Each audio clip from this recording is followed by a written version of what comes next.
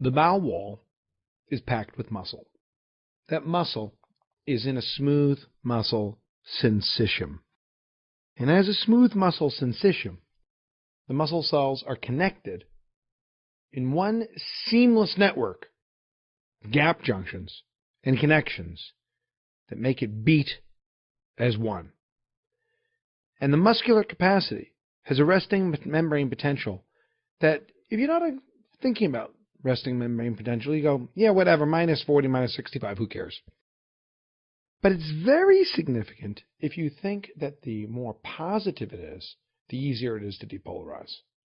If you have a resting membrane potential of minus 50, and the other has a resting membrane potential of minus 70, which one depolarizes easier?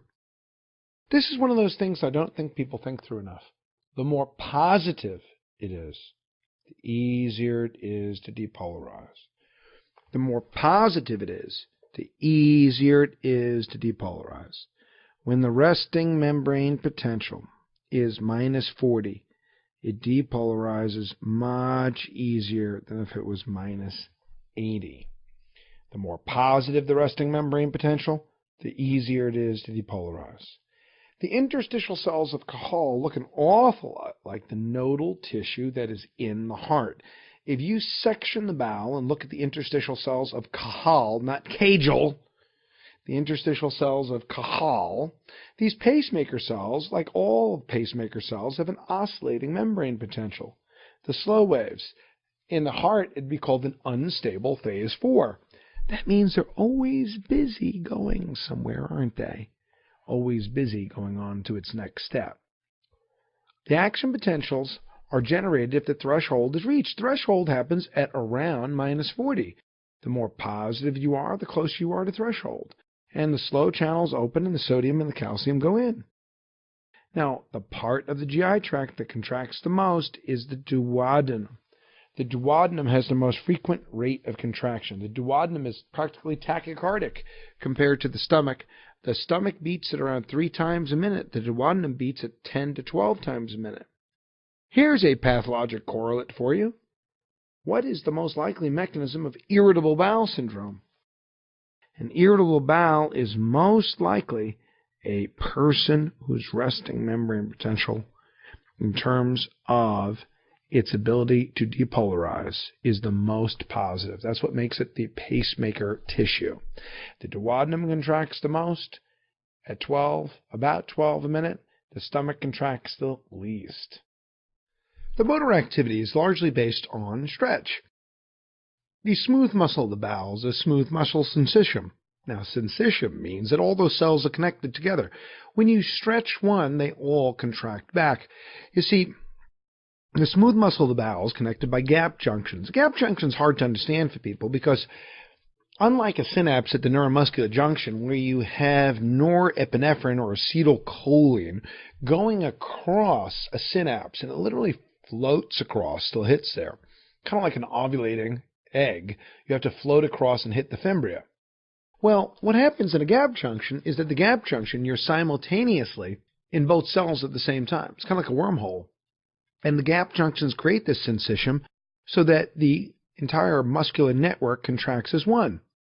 There are slow waves that go through the bowel, and they create low-level contractions and action potentials that strengthen those contractions as you go through in slow waves. The intrinsic motor activity created by the pacemaker activity of the interstitial cells is different based on the level of the bowel. It's slower in the stomach at around 3 times a minute, faster in the duodenum at about 8 or 10, 10 or 12, 10 or 12, 14 times sometimes a minute, and in the middle between the colon and the jejunum and the ileum. But remember, the more positive the resting membrane potential, the closer it is to threshold, and the closer it is to contraction. Tonic contractions means contracted all the time, and that is sphincters. Vasoactive intestinal peptide relaxes them. The myenteric plexuses of the gut have 2 different names, whether you want to call them plexuses or plexi. Nobody will understand you if you call them plexi. But the myenteric plexus of Auerbach is in between 2 different layers of muscle. in between two different layers of the muscle external, of the muscularis externa, of the one that creates the longitudinal movements that result in mass movements through the bowel. Do you still have bowel movements when you don't eat? And the answer is yes, you still have bowel movements when you don't eat. How can you have bowel movements when you don't eat? What's a bowel movement made up of? Did you know that half the volume of stool is GI epithelial cells? Half the volume of stool is GI epithelial cells. That means that even when you don't eat, the GI epithelium accumulates and contracts through with the peristalsis that happens anyway, whether you eat or don't eat. Now, swallowing is complicated because there's two different types of swallowing. The primary peristaltic wave is conscious. It's in the upper esophageal sphincter. The primary peristaltic wave is conscious, the upper esophageal sphincter, and you can see it in a cadaver. The secondary peristaltic wave is lower down. It's more automatic. It's based on stretch of smooth muscle syncytium. The primary peristaltic wave is skeletal muscle. The secondary peristaltic wave is smooth muscle syncytium. Now, the efferent for this is from the vagus for all these things. Now, whether the efferent, as the vagus, is happening directly with acetylcholine, more constriction, more secretion, more constriction, more secretion, or whether it involves the upper esophageal sphincter, primary peristaltic wave, or relaxation of the lower esophageal sphincter, it's essentially all vagally mediated. This is why people have strokes of cranial nerves 10 and 11. Cranial nerves 10 and 11 have aspiration pneumonia because they're having disordered swallowing. And also the vagus releases vasoactive inhibitory peptide so that even through the vagus, what opens that sphincter so the food goes forward? VIP. But the VIP is as a result of the vagus. And this also puts in relaxation of the proximal stomach. Now you might say, hey, fishy, didn't you tell us that relaxation of guts stops contraction? That stops stuff from moving forward? Yes, I did say that. Then why would I want to relax the proximal stomach if that inhibits forward motility? And the answer is we want to relax it so that you have capacitance. In order for the bowels to be filled, they have to relax and receive the food. And relaxation of the proximal stomach will have a receptive relaxation. And what that means is your stomach can go from 50 milliliters when it's small to 2 to 3 liters. And competitive eaters, like on 4th of July hot dog eating contests, where they're eating 55 and 60 hot dogs in 20 minutes, disgusting! They have receptive relaxation. They feel the stretch, they dilate more. They feel more stretch, they dilate more. Well, why not have it just be dilated all the time? Well, what would be the greatest stimulant to movement? What's the greatest stimulant to secretions? What's the greatest stimulant to gastrin? The answer to these is all the same. Stretch, distension. So if you're already very, very, very wide, you won't sense the stretch. That's why it has to start contracted and then receptively relax to being larger. An increase in sympathetic activity will slow all GI processes because sympathetic slows both motility and slows secretions in the GI tract. Now, the gastroesophageal junction is the junction between basically the stomach and the esophagus. So that's why you'll see on the left of this picture, the stratified squamous epithelium is inside the esophagus. And on the right of the picture is the columnar epithelium that happens inside the stomach. That's normal. Now, what's it called when the columnar epithelium of the stomach extends into the esophagus? What's that disease called? When the columnar epithelium of the stomach extends into the esophagus, that's called Barrett's esophagus. Barrett's esophagus, or columnar metaplasia. Barrett's esophagus, when the stratified squamous on the left starts becoming simplified columnar epithelium. The upper esophageal sphincter is under conscious control. It's skeletal muscle. Conscious, awake, self-initiated. That's the primary peristaltic wave. Secondary peristaltic waves are a reflex, based on it being a smooth muscle syncytium. And the lower esophageal sphincter is basically not visible in anatomy. It's a different sense of receptivity to different transmitters. The upper esophageal sphincter is anatomic. You could see it in a cadaver. Lower esophageal sphincter is based on sensitivity. Like saying that all men have ears, but you can't tell what kind of music they are sensitive to just by looking at it. Achalasia is defined as incomplete relaxation of the lower esophageal sphincter. It's where the lower esophageal sphincter fails to relax because there's an abnormality of the myenteric plexus, the enteric plexus. You're missing those nerves, and you have incomplete relaxation in the lower esophageal sphincter. Now, what ends up happening about achalasia is that you have dysphagia for both solids and liquids. And the primary peristalsis in the esophageal body is poor because you're missing those plexuses of nerves. And that gives a resting pressure in the lower esophageal sphincter that's abnormally high, and it slows down the passage of swallowed materials, giving this bird's beak that you see here. Achalasia is an esophagus that's all stuffed up, and it needs to be dilated with either pneumatic dilation or surgically. Now, if achalasia is a lower esophageal sphincter that is too tight, reflux disease is a lower esophageal sphincter that's too loose. GERD, or gastroesophageal reflux disease, is a sphincter that is abnormally loose, and it gets more loose with nicotine, alcohol, caffeine, and chocolate. Nicotine, alcohol, caffeine, and chocolate. Nicotine, alcohol, caffeine, and chocolate. Will nicotine, alcohol, caffeine, and chocolate dilate achalasia? And the answer is no. But reflux disease is an abnormal dilation that's happening all the time. It's extraordinarily common. So the lower esophageal sphincter is not able to maintain adequate tone, and you get erosions with the reflux of the stomach acid into the esophagus. Is reflux disease associated with Helicobacter pylori? No. Reflux disease is neither caused by Helicobacter pylori, nor does it predispose to Helicobacter pylori. It's just heartburn. And it changes it into columnar metaplasia of the lower esophagus. Diffuse esophageal spasm, which is very similar to nutcracker esophagus, just as a different neuromuscular pressure pattern, is a neuromuscular disorder. We're not really clear why it happens, diffuse esophageal spasm, but we know that you get chest pain, and definitely when it first presents, it looks like you're having a myocardial infarction, because it's a terrible crushing substernal chest pain.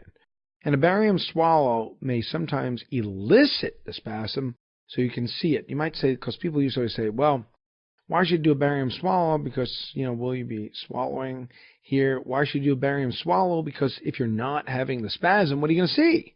And weirdly enough, what ends up happening is that the barium swallow itself can evoke the spasms. Isn't that interesting? Gastric motility and gastric secretions are extremely similar to each other in their stimuli. So that's why you're going to see that inside the stomach, the BER, it says basic electrical rhythm, is 3 times a minute. Wow, your stomach really does have a brain. Isn't that amazing? Yes, it does. Now, when you increase acetylcholine, does it increase the force of these contractions or the frequency? The force or the frequency? The answer is it increases the force. It's very easy to misunderstand and say it'll increase the frequency. It doesn't. Parasympathetic stimulation can stimulate gastrin by 2 reasons. One, acetylcholine will end up stimulating gastric releasing peptide, and the other is parasympathetic will simultaneously make the acetylcholine go up, which causes more contraction, and gastrin-releasing peptide. And then the gastrin increases GI motility. Gastrin increases GI motility. Parasympathetic stimulation will also stimulate through the vagus VIP. VIP will open the sphincters. And now, once inside the duodenum, fat, acid, distension, and osmolality will all slow GI motility, but that's only once the food is inside the stomach. When you're just hanging around outside, then what ends up happening is that the distension of the stomach makes more contraction of the stomach. but distension of the duodenum decreases contraction of the stomach. As distension of the stomach causes vagus more motility. Distension of the stomach causes acetylcholine more motility. Distension of the stomach causes parasympathetic, gastrin-releasing peptide, which also increases motility. But inside the duodenum, fat, acid, distension, and anything that is osmolar will slow down GI motility. What leaves the stomach the fastest? What substance? Now, many of you are probably thinking water. But water is not as fast as normal saline. The closer things are to normal saline, the faster they leave the stomach. So water is close, but normal saline is the fastest. That's why when runners are in marathons, they don't hand out glasses of water. They hand out something that looks like Gatorade.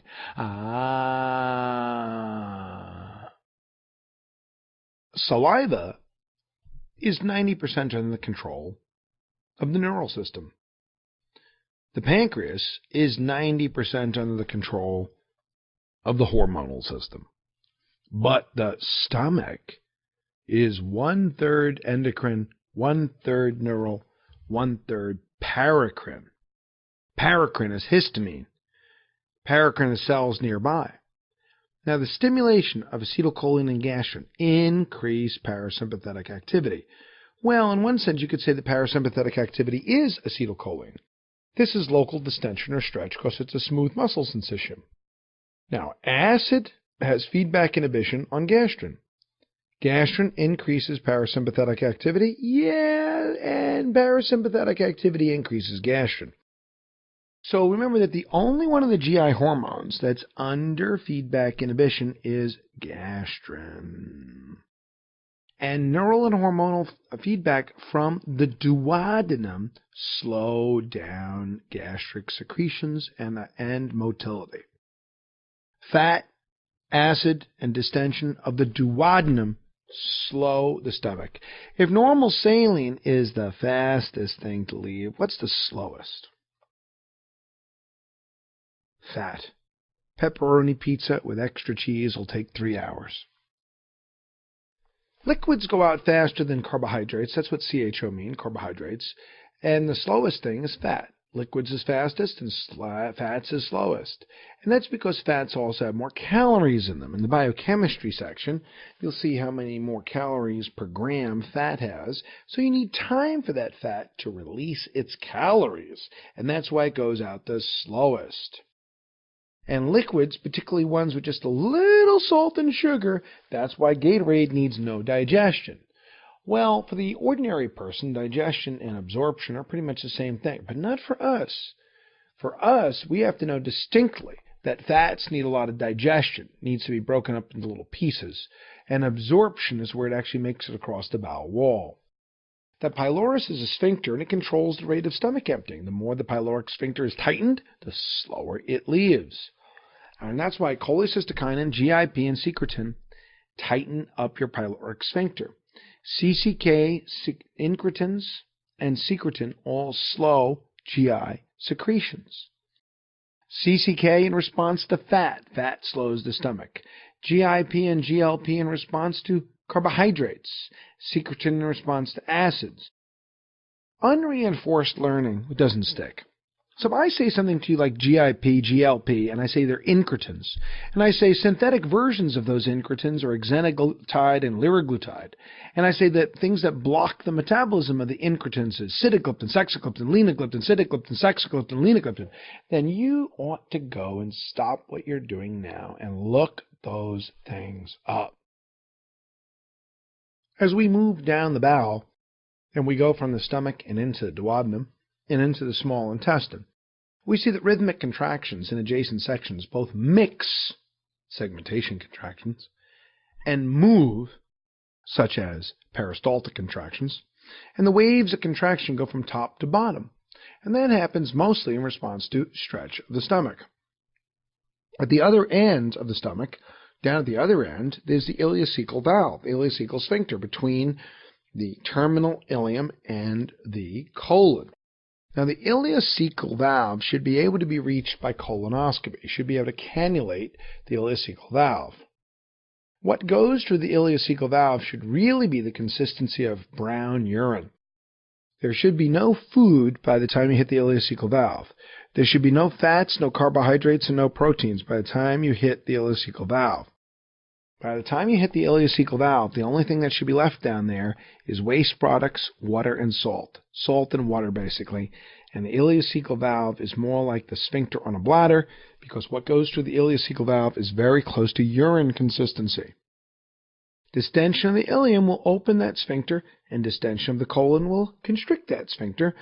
Both of those are logical, because it means that if you got stuff on the ileum side, hey, open the door, man, I'm trying to get into that colon. And if you have distension on the colon side, it says, slow down, we're full in here already. Segmentation contractions are the bulges along the colon. And you get these mass movements, and they're more prolonged, and they're basically a long peristalsis. This is how we form the stool. Remember that you continue to have bowel movements even when you don't eat, because you have to get rid of GI epithelial cells. This is why small bowel cancer is so profoundly rare. It's like a person who takes all their clothing and actually throws out all their clothes once every 5 days. So, listen, I bet you don't get dirt on your clothes. Why? Because I throw out all my clothes every 5 days. And that's the intestinal lining. It sloughs its entire lining once every 5 days. One of Dr. Fisher's favorite hormonal situations is the migrating myoelectric complex. Matter of fact, if I ever had a restaurant, I would probably name it Migrating Myoelectric Complex, like food to go. Why is it that we continue to have bowel movements? Well, you just said that you lose half the volume of your stool is GI epithelium. But what moves it forward? If there's no stretch, what moves it? Well, this is like flossing. In between meals, an hour and a half or 2 hours after you finish eating, there's a wave that goes from top to bottom. Sort of like flossing your whole GI tract with dental floss that's 45 feet long. Remember, you have 40 feet of bowel plus an extra couple of feet of esophagus and stomach. 30 feet of small bowel, 12 feet of large bowel, and a couple of feet extra for your esophagus. This is based on a fantastic hormone called motility. Now, motility moves the undigested material from the stomach and small intestine into the colon from top to bottom in one big movement. And every hour and a half or 2 hours it goes through during fasting. I want to be clear here. It will say it is interrupted by eating. And one movement reaches a distal ileum, another one begins in the stomach, and is interrupted by eating. Motility is a great name for a hormone, isn't it? What's that hormone do? It puts you in motion. Isn't that fantastic? Motil out? No, motil in. And it goes forward. This is also why erythromycin makes you vomit and have diarrhea. The antibiotic erythromycin makes you vomit and have diarrhea because it increases motility. This is also why erythromycin can be used for diabetic gastroparesis. Diabetic gastroparesis is where you don't have enough motion. You give them erythromycin and it increases the motion by increasing motility. So you could say, Goldilocks in the three motions, Goldilocks in the three motillins. You can say, oh, this person has diabetic gastroparesis, this motion is too little, this motion is too small. Oh, you take erythromycin, I bet you're having nausea, vomiting, and diarrhea, this motilin is too much. But then you take a person with diabetic gastroparesis and put them on erythromycin, you say, this motilin is just right. Goldilocks in the three motillins. And it basically prevents the backflow of bacteria from the colon into the ileum. You gotta have one way. You think of it like the relative refractory period for your nerves. You've got to have one-way motion. When I was first studying neuroscience, I thought, man, refractory period, why is it refractory? You should be ready to depolarize all the time. Nice idea, except the only way you can get one-way motion is to have it be refractory behind you. Defecation, excitation, moving V, constipation, defecation, Reflex. Yeah, sure, it's reflex. Yeah, sure. Did you know actually when you dilate your stomach, that actually has an effect on your colon, empties you out? Yeah, there's a mass movement happens every couple of hours. It's a reflex, relaxation of the sphincters, and it basically, you have to have voluntary contraction, and you only have to have it voluntary in the external anal sphincter. The same way when you urinate, there is a urinary sphincter that is closed all the time, but another urinary sphincter that's under your voluntary control. And it's the same thing with the anal sphincter. Now, this is a complicated muscle contraction. Is that anal sphincter under tonic contraction or relaxation? Well, if you're not certain whether it's under tonic contraction or relaxation, you should look underneath you on the floor. If yours is relaxed all the time, I bet the floor beneath your seat right now is somewhat brown. And then you realize that it's under tonic contraction.